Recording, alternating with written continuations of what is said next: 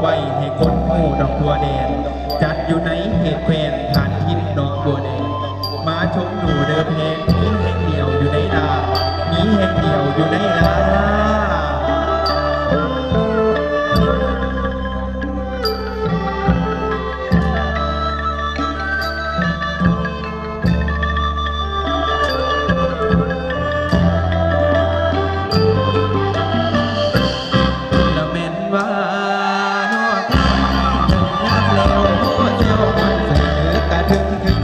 จัดขึ้นสู่ปีบุญกันถูกสาละนอวานีก่อนเก่าเน่านั่งสมัครสมานหัวใจดินใส่บุญเก่าทำบุญสร้าง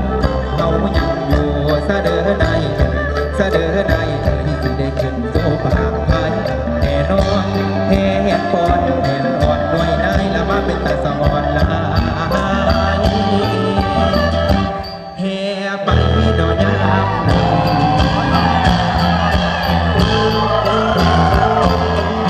บุญกันทุกนักกันเด้อพี่น้องเด้อ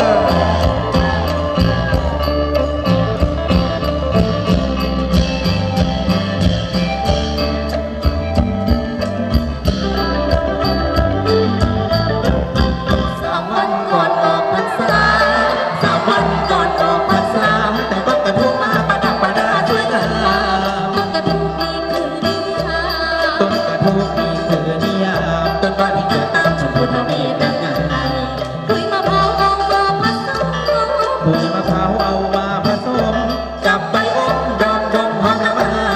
บูชาพระศาสดาด้วยใจศรัทธาเลื่อมใสในพระพุทธองค์ศรัทธาเลื่อมใสในพระพุทธองค์